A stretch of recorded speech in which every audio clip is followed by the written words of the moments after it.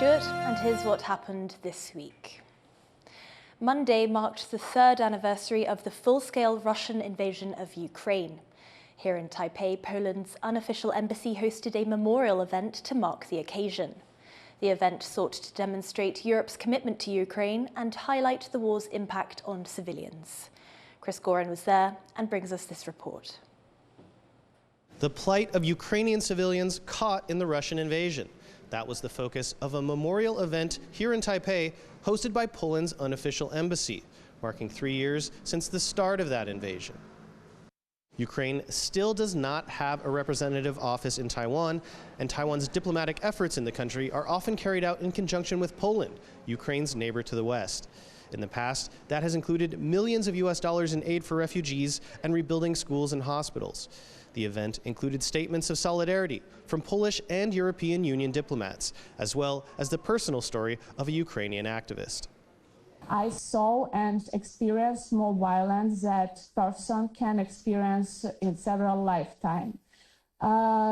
This was Russians who shot people on the street, who abducted them to the basement for torture. And despite that fact that we don't have official relationships or state-to-state communication with Taiwan, I want to assure you that we have been working on it as a civil society. The event also included a screening of the Polish film, which depicts the stories of 5 civilians affected by the Ukraine war. As some of Ukraine's allies seem to waver in their support for the country's defense, speakers here aim to show that at least for Europe and Taiwan, the country's troubles are still top of mind. Eason Chun and Chris Gorin for TaiwanPlus. Taiwan's Mainland Affairs Council has strongly condemned China's designation of a special live-fire shooting zone in the Taiwan Strait. Officials are saying the short-notice exercises harm peace and stability in the region. It comes as dozens of military aircraft from China were spotted operating in the area. Jaime Ocon reports. Taiwan's defense ministry is reporting 45 Chinese military aircraft operating around the country on Wednesday, as well as 14 naval ships. The military has also now made public the zone where China has temporarily closed off for a live fire shooting exercise. The military says this zone is about 75 kilometers off the coast of the southern city of Kaohsiung. In it was a small fleet of 7 Chinese naval ships that have already left the area. Those numbers are a pretty big increase from the normal 10 aircraft and 5 naval ships that we're used to seeing from China operate around Taiwan. The Navy here says it's dispatched its own forces to monitor China's activity in that area. According to a map provided by the Defense Ministry, that small fleet of 7 naval ships left at around 3:40 p.m. Wednesday afternoon. But the military has not yet given an official confirmation if China actually did any live fire shooting. This increase in military activity from China is drawing concern from both the United States and Taiwan, as both countries say it's getting more difficult to tell what exactly is a large-scale exercise and what could be preparations for a possible conflict. There's also concerns about the dangers of doing live-fire exercises in a congested waterway like the Taiwan Strait that sees civilian traffic, air and maritime shipping all across the region. Earlier, I spoke to David Sachs, a security analyst with the Council on Foreign Relations, and asked him what was the biggest threat in China conducting this live-fire shooting drill. I mean, the danger that these drills were unannounced is that obviously it affects civilian air traffic as well as civilian shipping. That obviously seems to be what the Taiwan Ministry of National Defense is focused on, rather than where the exercises took place or the nature of the exercises, because the PLA, to be frank, has been conducting far more provocative actions vis-a-vis Taiwan over just the last few months, challenging Taiwan's territorial waters, large-scale exercises, as Admiral Paparo recently commented on, that look more like rehearsals than exercises. So I don't think that the scale of this was necessarily qualitatively different, and I don't think that the location is overly provocative compared to what they've been doing previously. I think it's the fact that they didn't announce it, they didn't provide warning, and the implications that has for civilian air traffic. China is expected to conduct more of these exercises with very little notice, like we're seeing in Australia and New Zealand. But despite the exercises being in international waters, it's putting a strain on allies in Asia to remain alert and vigilant. Justin Wu and Jaime Ocon in Taipei for TaiwanPlus. Taiwan's Coast Guard has detained a ship suspected of cutting submarine communication cables off the southwest of the country. They say the ship registered in Togo was spotted lingering near the Penghu 3rd undersea cable in the days before it was cut early Tuesday morning. They later discovered 8 Chinese crew members on board. The ship is now being investigated in Taiwan. This is the second time this year a ship linked to China has been implicated in the severing of an undersea cable. These cables are vital to Taiwan's communications infrastructure and defence. Taiwan is struggling with a tourism deficit as it fails to get its numbers back up to pre-pandemic levels. The government is working to bring in more money from travellers, but industry experts say they may be missing a key market. Cadence Caranta reports. Even with popular tourist attractions like Taipei 101 and the Chiang Kai-shek Memorial Hall, Taiwan is struggling to get its tourist numbers back up to pre-pandemic levels and is seeing a growing tourism deficit, meaning Taiwanese people are taking more trips abroad than foreign visitors are taking to Taiwan.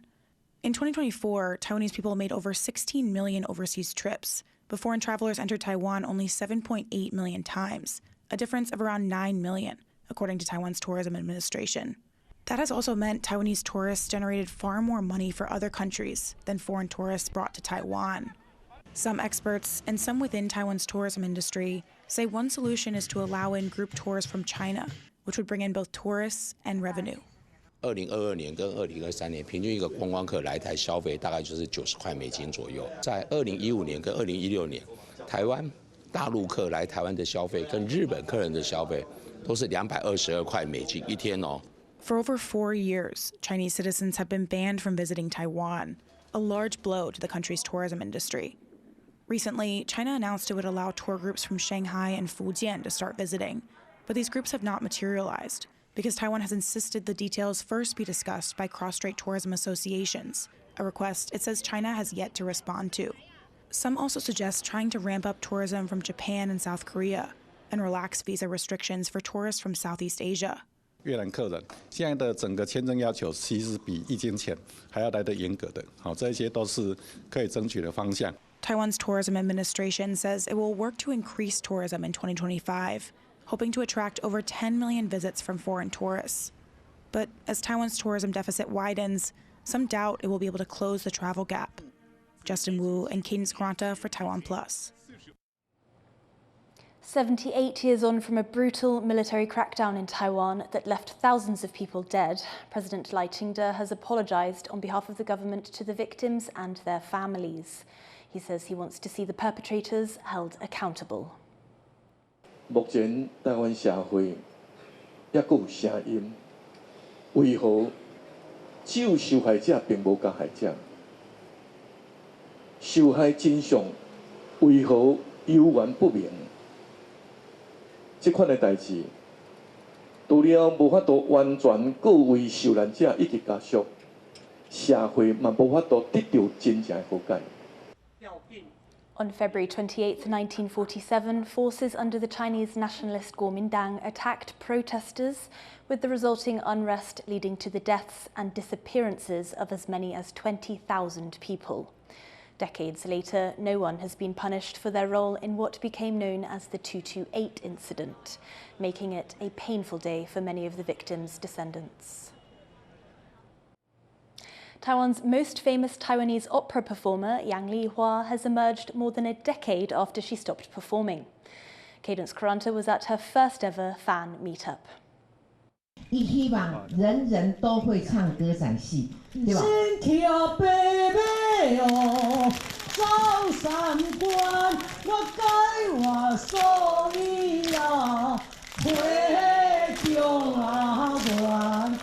An icon of traditional Taiwanese opera takes the stage once again, this time to meet her fans.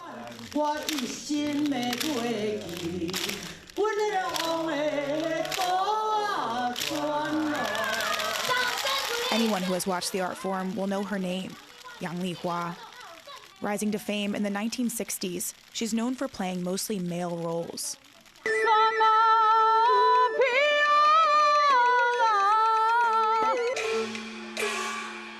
Taiwanese opera, a traditional theatrical form performed entirely in Taiwanese Daigi, a language related to Hokkien from China and Southeast Asia, was at one point the most watched art form in Taiwan, especially popular in the 1940s to the 1980s. During this period, Yang performed live, as well as on television, film, and radio. At 80 years old, she has long since stopped performing, but her reemergence for her first ever fan event is drawing hundreds of people from all over Taiwan and the world. These three superfans came to Taipei from central Taiwan. 我等这个时刻已经等了好几年，所以很兴奋。那我这个都是好朋友，我们都是在看那个杨丽华歌仔戏，从小就看，就是也不是，就是很喜欢她的戏啦。啊，别人的我们不喜欢，我们只看杨丽华的。Fans had to be picked from a lottery to get a seat inside, and when they got a glimpse of Yang, they were absolutely starstruck.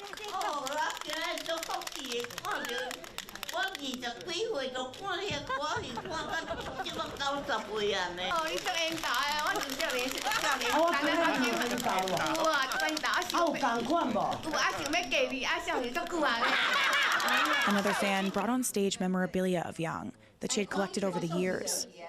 Yang says she was moved by the event, adding she'd been worried no one would show up. 当然非常非常的欢喜，我的感想强要哭出来。讲到这个时阵，我已经几岁啊，还阁遮多的戏迷，安尼遮热心，阁是全球各地都来，还有东南亚的朋友会来，我唔知要安怎样甲感谢，我唔知讲我永远吼。 等到我回去，我嘛还阁会记得这场的物件。各位朋友，欢迎我们的世纪初恋杨丽花。 Outside, there were hundreds more fans who waited for hours in the cold to see Yang. To her fans, Yang emphasized the importance of continuing Taiwanese opera culture, which began fading in the 1990s. Opera is her life, she told them, and should be passed on to future generations. 我要吸引到咱新的年轻一代的观众，人才会接受，你知唔知？安尼唔才会当保留这个文化，永久都有这个歌仔戏。 And here, quite a few young people did show up in support. The 17-year-old even created a Facebook group where people can share pictures of Yang. Most of her classmates are into Japanese and Korean dramas, but not her. 我都不会看，我就是只喜欢歌仔戏，其他的也是会看，但是看杨丽花的居多。And these young people share Yang's desire to carry on this culture, like this 24-year-old who often watches reruns of Yang's performances on YouTube. 其实，像我自己现在因为歌仔戏啊，我也是很希望可以把歌仔戏传承给身边的同学和朋友。 因为我觉得这个其实这是我们台湾的文化，我觉得这个是每个国家都有它自己属于它的文化。那我觉得歌仔戏那么的好听，还有在闽南语当中有那么多漂亮的句子或者是押韵的词，我觉得这个都非常的棒。再搭上我们那么优美的曲调，还有那么多的历史故事，我觉得这个都非常的值得流传下去。因为歌仔戏是台湾土生土长的剧种，我们不维护它，那还有谁会维护它？ It's these fans who have the power to continue on this culture, which Yang helped popularize and revolutionize. With them, Yang sang one last song. 大家好唱，比有国锣鼓的声音，现在声搁较水。扫三关，改我的所依啊，回中华园，放沙西凉。